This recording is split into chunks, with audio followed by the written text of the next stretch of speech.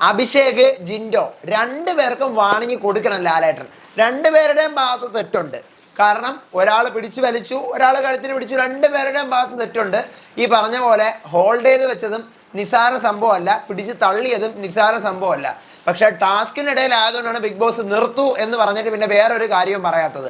Comment കുഞ്ഞുങ്ങളുടെ ആക്രമണം ഞാൻ കണ്ടിട്ടുണ്ട്. ഞാൻ തൽക്കാലം ഇത് ആരുടെ PR-ന്റെ ഭാഗമായിട്ട് വരുന്ന കമന്റുകളാണെന്നുള്ള കാര്യം പറയുന്നില്ല. നമ്മളും ലൈവ് കണ്ടതാണ്. നിങ്ങൾ എന്തൊക്കെയാണ് കണ്ടത്? നീ പോയി മറ്റേത് ചെയ്, നിനക്കതല്ലേ പണി, നിനക്കിതല്ലേ പണി. ഞാൻ കാണുന്നുണ്ട് നിങ്ങളൊക്കെ എത്ര വൃത്തികെട്ട ലെവലിലാണ് കമന്റ് ചെയ്യുന്നതെന്ന് മനസ്സിലായി. സത്യം ഞാൻ ആ കണ്ടസ്റ്റന്റിന്റെ പേരെടുത്ത് പറയണം, കാരണം അവർക്കേ നാണക്കേടാവും. അവർ ചിലപ്പോൾ അറിയുന്ന പോലും ഉണ്ടാവൂല. അത്രയ്ക്ക് വൾഗറായിട്ടുള്ള ഒരു കമന്റ്. ഞാൻ അതെല്ലാം പ്രതീക്ഷയോട് തന്നെയാണ്. എൻ്റെ ഒപ്പീനിയൻ അല്ലേ ഞാൻ പറയുന്നത്. എൻ്റെ ഒപ്പീനിയൻ അത് എൻ്റേതല്ലേ, നിങ്ങളുടെ ഒപ്പീനിയൻ ആണെന്ന് ഞാൻ പറഞ്ഞില്ലല്ലോ.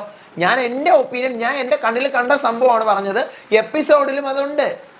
ഞാൻ ആ സംഭവമാണ് പറഞ്ഞത്. രണ്ടുപേരുടെയും ഞാൻ പറഞ്ഞു, രണ്ടുപേരുടെയും ഭാഗത്ത് തെറ്റുണ്ട്. രണ്ടുപേരും ചെയ്തത് തെറ്റാണ്. അഭിഷേക് തെറ്റാണെങ്കിൽ ജിൻഡോയും തെറ്റാണ്, ജിൻഡോ ശരിയാണെങ്കിൽ അഭിഷേകും ശരിയാണ്. എന്നിട്ട് ഞാൻ തന്നെ അത് വ്യക്തമായിട്ട് പറഞ്ഞു. ഇത് അറ്റവും കേൾക്കൂല, മൂലയും കേൾക്കൂല. തുടക്കമുള്ള 10 സെക്കൻഡ് കേട്ടോണ്ട് വന്ന് വീഡിയോയുടെ ഇൻട്രോ പറയുന്നതിന് മുന്നേ വന്നുള്ള കേട്ടോണ്ട് വന്നിരുന്ന PR നിരത്തി പിടിച്ചങ്ങ് കമന്റാണ്. വളരെ വൾഗർ. നിങ്ങളുടെയൊക്കെ സ്റ്റാറ്റസ് എനിക്ക് ഇപ്പോഴാണ് മനസ്സിലാകാനും. എന്തെല്ലാമാണ് നിങ്ങൾ പറഞ്ഞോ, നിങ്ങൾ കണ്ടസ്റ്റൻസ് അവരത് ചെയ്തു, ഇവരെ ചെയ്തു. ഇത് എന്നെ കൂട്ടിവെച്ച് എന്തൊക്കെ അതിനകത്ത് പറയുന്നു. ഞാൻ കാണുന്നതും വായിക്കുന്നതിനൊക്കെ ഒരു അതിരില്ലേ. ഞാൻ എൻ്റെ ഒപ്പീനിയനാണ് പറഞ്ഞു. ഈ എൻ്റെ ഒപ്പീനിയൻ ഇപ്പോഴും ശരിയാണെന്നൊന്നും ഞാൻ വാദിക്കുന്നില്ല. എൻ്റെ ഒപ്പീനിയൻ എൻ്റേത് മാത്രമാണ്. ഞാൻ എൻ്റെ ഒപ്പീനിയൻ പറയുമ്പോൾ നിങ്ങൾക്ക് അക്സെപ്റ്റ് ചെയ്യാൻ പറ്റാത്ത ഒത്തിരി ഫാക്ട്സ് ഉണ്ടായിട്ടുണ്ടാവാം, ചിലപ്പോൾ ഉണ്ടായിട്ടുണ്ടാവില്ല. ചിലപ്പോൾ ഞാൻ കാണുന്ന വ്യൂയിൽ നിന്ന് കാണുന്ന ആൾക്കാരുണ്ടാവാം. എല്ലാവരും എന്നെ പോലെ എല്ലാം കാണുന്ന പലരും പല വ്യൂയിൽ നിന്നാണ് കാണുന്നത്. തലയ്ക്ക് പിടിച്ചിരിക്കുന്ന ആളുകൾ, അഭിഷേകിൻ്റെ ആളുകൾ അവരുടെ വേയിന്നേ കാണുള്ളൂ, ജിൻഡോയുടെ ആളുകൾ അവരുടെ വേയിന്നേ കാണത്തുള്ളൂ. ആരുടെ ആയാലും കഴിഞ്ഞ വീഡിയോ പോയി നോക്കുമ്പോൾ അറിയാം. കമന്റ് ഭയങ്കരമായ സൈബർ അറ്റാക്കാണ്. അതിനുശേഷം മെസ്സേജ്, കമന്റ് ഇരിക്കപ്രതിയില്ല. അത്ര തരംതാന്ന ലെവലിലാണ് ആർമികൾ കളിക്കുന്നത്. ആർമികൾ സത്യം പറയാനുള്ള, ഞാൻ ആ കണ്ടസ്റ്റന്റിന്റെ പേരെടുത്ത് ഞാൻ പറയാത്തത് അവർക്ക് ഞാൻ കാരണം ഒരു നെഗറ്റീവ് വരരുതെന്നുള്ളത് കൊണ്ടാണ്.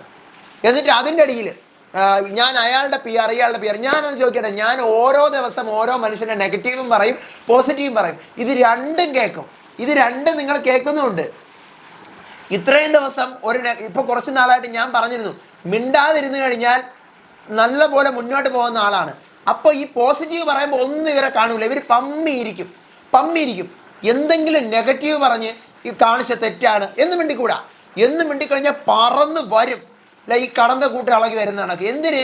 പൈസ വാങ്ങിച്ച് വെച്ചിരിക്കുകയാണല്ലോ ആർമിക്കാരും PR-കാരും ഒക്കെ. പൈസ വാങ്ങിച്ച് വെച്ചിട്ടുണ്ട്. അപ്പോൾ ഈ പൈസ വാങ്ങിച്ച് വെച്ചത് കാണിക്കണമല്ലോ, വർക്കെടുത്ത് കാണിക്കണമല്ലോ. അപ്പം നമ്മൾ എന്തെങ്കിലും വീഡിയോ ഇടണം. ഇവൻ ഇന്ന് അവിടെ പോയി അവനെ അടിച്ച് ഇടിച്ച് ചിലപ്പോൾ ഇനി വായിന്ന് ചോര തുപ്പിയാൽ പോലും ചോര തുപ്പിയ കാര്യം ഇവൻ പറഞ്ഞു. ചോര തുപ്പണം, പച്ചവെള്ളമാണ് തുപ്പിയെന്ന് ഇവനെ കൊണ്ട് പറയിപ്പിക്കണം. ആ ലെവലിൽ ഇവനെ കമന്റ് ഇട്ട് നശിപ്പിച്ച് അവൻ്റെ വീട്ടുകാരെയും പറഞ്ഞ് അവനെ കണ്ടസ്റ്റൻസുമായിട്ട് കൂട്ടിപ്പറഞ്ഞ് കണ്ടസ്റ്റൻസുമായിട്ട് വൃത്തികെട്ട രീതിയിൽ ചിത്രീകരിച്ച് വളരെ മോശം.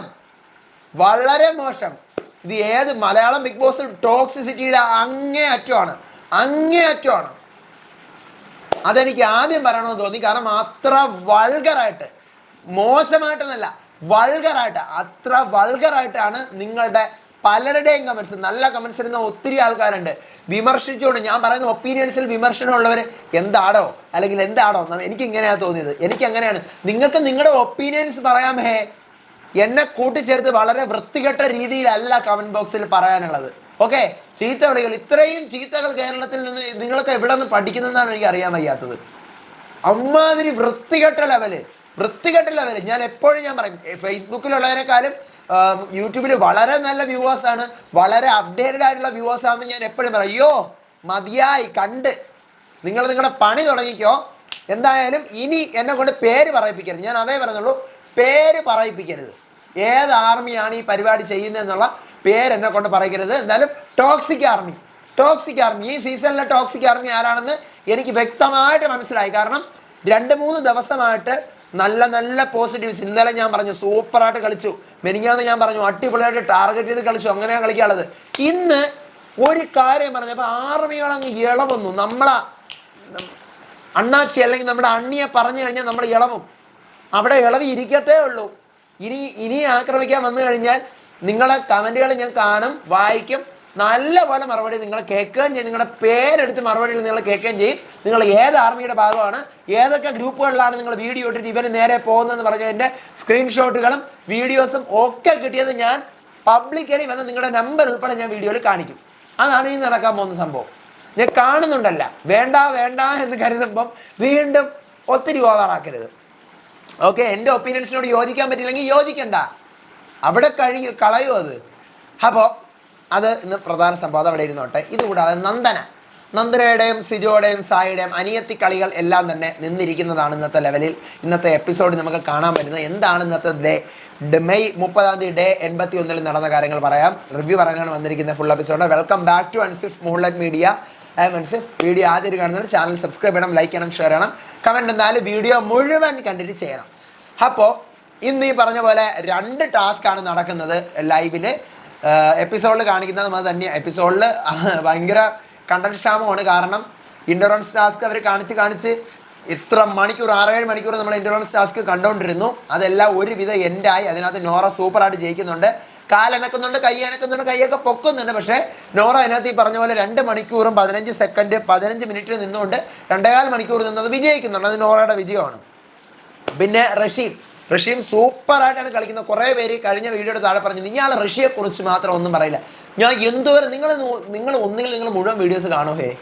ഞാൻ ഋഷി സൂപ്പറായിട്ട് വെറും 7 സെക്കൻഡോട് നിന്നിരുന്നെങ്കിൽ ഋഷിക്ക് സുഖമായിട്ട് 2 മണിക്കൂർ തയ്ക്കാമായിരുന്നു. പക്ഷേ ഋഷിക്ക് പറ്റിയില്ല.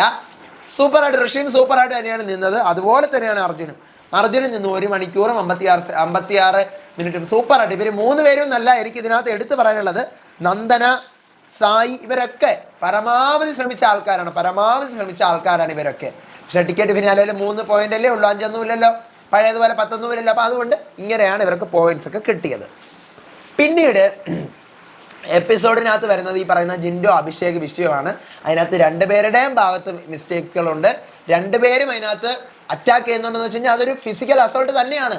ടാസ്കിന്റെ ഭാഗമല്ലായിരുന്നെങ്കിൽ ചിലപ്പോൾ 2 പേരും പുറത്തു പോകേണ്ടി വന്നേനെ. അങ്ങനത്തെ ഒരു പുറത്താക്കിയേനെ. അങ്ങനത്തെ ഒരു ടാസ്ക് ആണത്. അങ്ങനെ ഒരു ടാസ്ക് കൊടുത്തത് കൊണ്ടാണ് ബിഗ് ബോസ് അതിൻ്റെ പേരിൽ ഒന്നും തന്നെ മിണ്ടാതെ ഇരിക്കുന്നത്. പിന്നെ ഈ പറഞ്ഞ പോലെ നന്ദന, സിജോ, സായി. നന്ദന എന്തോന്ന് ഓവർ, ഭയങ്കര ഓവർ. ഞാൻ ചോദിക്കട്ടെ, സിജോയ്ക്കും സായിക്കും നന്ദനെ കരുതി ഗെയിം കളിക്കണ്ടേ? ശരി തന്നെ, പാവമാണെന്ന് കരുതി ഇവർ കൂടെ കൊണ്ട് നടക്കുന്നുണ്ട്. ആ സഹതാപത്തിൻ്റെ ഒന്നും ആവശ്യമില്ല. ഞാൻ ഇപ്പോഴും പറയുന്നു, സിജോയും സായി എന്നും നന്ദനയുടെ സഹതാപം കാണിക്കേണ്ട യാതൊരു ആവശ്യമില്ല. നന്ദന കളിക്കാൻ വന്നത്, സിജോ കളിക്കാൻ വന്നത്, സായിയും കളിക്കാൻ വന്നത്. പക്ഷേ ഇവർ 2 പേർക്കും ഇപ്പോൾ നന്ദനെ കുറിച്ച് ഒരു വക പറയാൻ വയ്യ.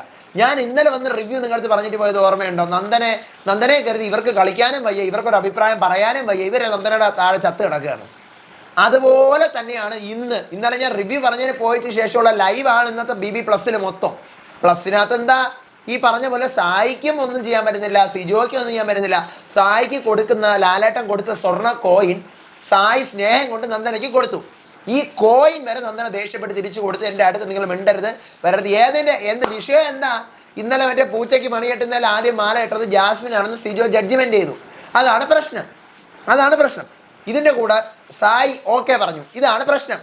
2 പേരടുത്ത് മിണ്ടത്തുമില്ല, എന്നെ അടുപ്പിക്കത്തുമില്ല. ടണൽ റൂമിൽ നിന്ന് മാറി കിടക്കുന്നു. അവരടുത്ത് വരുമ്പോൾ എനിക്ക് ഉറങ്ങണം, അങ്ങനെയാണ് ഇങ്ങനെയാണ്, ഭയങ്കര ബിൽഡപ്പ്. അപ്പൊ സിജോ കുറേ നേരം പറഞ്ഞിട്ടുണ്ട്, ഞാൻ ഇനി ഇങ്ങനെ താങ്ങൂല, ഞാൻ എൻ്റെ അനിയത്തെ പോലാണ് നിന്നെ കണ്ടത്, എന്നെ പെണ്ണേന്ന് വിളിക്കാൻ പറ്റത്തില്ല. ഇത്രയും ദിവസം ഒരു കുഴപ്പമില്ലായിരുന്നാ? എനിക്കറിയത്തില്ല. ഇതിനകത്ത് ഭയങ്കര അവരുടെ 3 പേരുടെയും ഗെയിം ഡൗൺ ആണ്.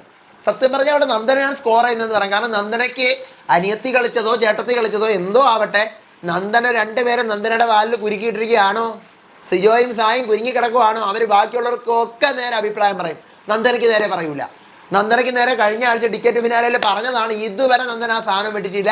ഇന്നലെ കൂടി പറഞ്ഞപ്പോഴത്തേക്കും മോങ്ങാനിരിക്കുന്ന പട്ടിയുടെ തല തേങ്ങ വീണാണൊക്കെ ഇവരടുത്ത് മിണ്ടത്തുമില്ല. ആ അവസ്ഥയാണിപ്പം. അതാണെന്ന് BB+ കാണിച്ചത്. നന്ദന അത് കളിക്കുന്നതായിക്കോട്ടെ, റിയാലിറ്റി കാണിക്കുന്നതായിക്കോട്ടെ, എന്തായാലും നന്ദന എന്ന് പറയുന്ന പൂട്ടി വെച്ചിരിക്കുകയാണ് സായിയും സിജോയും. പൂട്ടി വീണിരിക്കുകയാണ്. നന്ദന പൂട്ടി വെച്ചിരിക്കുകയാണ്. നോക്കാം എങ്ങനെ പോകും, എങ്ങോട്ട് പോകും, എന്ത് ആവും എന്നൊക്കെ ഉള്ളത് നാളത്തെ ലൈവ് അപ്ഡേറ്റുകളായിട്ട് വരാം. നമ്മുടെ ടിക്കറ്റ് ഫിനാലയുടെ ലാസ്റ്റ് ഡേ ആണ് നാളെ. അതിൻ്റെ അപ്ഡേറ്റുകളായിട്ട് വരാം. അപ്പോൾ ചാനൽ സബ്സ്ക്രൈബ് ചെയ്യണം. നിങ്ങളുടെ അഭിപ്രായങ്ങൾ മസ്റ്റായിട്ട് കമൻറ്റ് ചെയ്യണം. കമൻറ്റ് കുഞ്ഞുങ്ങൾ ഓടി വരണം. ടോക്സിക് ആർമികൾ അവിടെ സ്ഥലത്തുണ്ടാകുന്ന അടുത്ത വീഡിയോ ആയിട്ട് വരാം. അപ്പോൾ അതുവരേക്കും ബൈ ആൻഡ് ടേക്ക് കെയർ.